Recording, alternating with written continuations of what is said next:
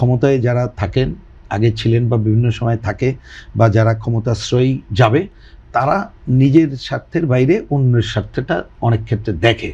আর ভূরাজনৈতিক কারণে এখন আধিপত্যবাদী সাম্রাজ্যবাদী শক্তি তাদের স্বার্থের জন্য নানা ধরনের কেনাবেচা করে এবং চায় যে তার স্বার্থটা রক্ষা হোক। তাহলে বাংলাদেশকে যদি নিজের স্বার্থ দেখে আগাতে হয়, তাহলে এ ধরনের কোনো সাম্রাজ্যবাদী পদক্ষেপের মধ্যে যাওয়ার চিন্তা করাটাই এইটা একটা ভুল পথ। আমি জানি না তিনি সম্প্রতি নিয়োগ পেয়েছেন, আগে উপদেষ্টা হলেন, আজকে দেখলাম ওনার নাগরিকত্বের প্রশ্নে আমি যতটুকু অনলাইনে দেখলাম যেভাবে উত্তর দিলেন, এটা কিন্তু আমরা আশা করি না। আমার তো ব্যক্তিগত ধারণা, তিনি বলেছেন যে ব্রিটিশ নাগরিকত্ব ত্যাগ করেছেন কিনা এই প্রশ্নের জবাবে তিনি পাল্টা উত্তর প্রশ্ন করেছেন যে কে এটা নিউজ করেছে, কার এত জ্বালা। আমি তো বললাম, আমি একটু বলছি, ধরেন এখানে হেলাল সাহেব আছেন, তিনি এমপি নির্বাচিত, ছাত্র আন্দোলনের যে সংগঠনের সর্বোচ্চ দায়িত্বে ছিলেন, আমরা তো জানি উনি একজন রাজনীতির মানুষ।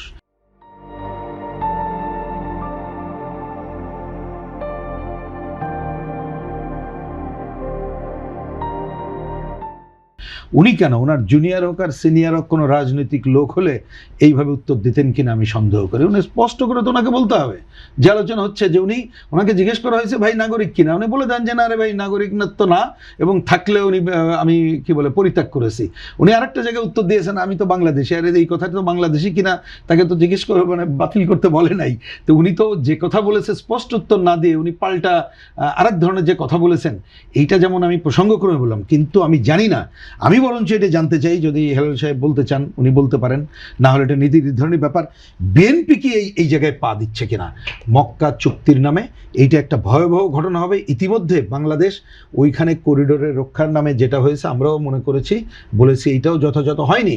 কারণ আস্তে আস্তে এরকম করে ড্রাগ করে আপনাকে এমন জায়গায় নিয়ে যাবে, আপনি এমনি মার্কিন বাণিজ্য চুক্তি নিয়ে একটা দাসত্বের কবলে আছেন, এরপরে যদি ওইখানে যাই তাহলে একটা দেশ তার নিজস্ব স্বতন্ত্র অধিকার রক্ষা করে আগানোটাই যাবে না, এটা একটা ভয়াবহ ঘটনা ঘটবে। সুতরাং যদি এটা সরকারের পদক্ষেপ বলে আমি ব্যক্তিগতভাবে মনে করি না, কারণ সরকারের ধরনের পদক্ষেপ আছে বলে আমি জানি না, কিন্তু আমি জানি না সেটা ভাবছে, তাহলে বলুক সরকার। আমি বলবো যে বিএনপি, তিনি বলেছেন বাংলাদেশ আগ্রহ প্রকাশ করেছে, বিএনপির পক্ষ থেকে জানতে চাই, আগ্রহ প্রকাশ করেছে বিএনপি, প্রতিমন্ত্রী তো বিএনপি সরকারের মধ্যে, সেটা আমি তো জানি, আমি প্রশ্ন করছি, কিন্তু আমি তো এখনো শুনি নাই বিএনপির কাছ থেকে।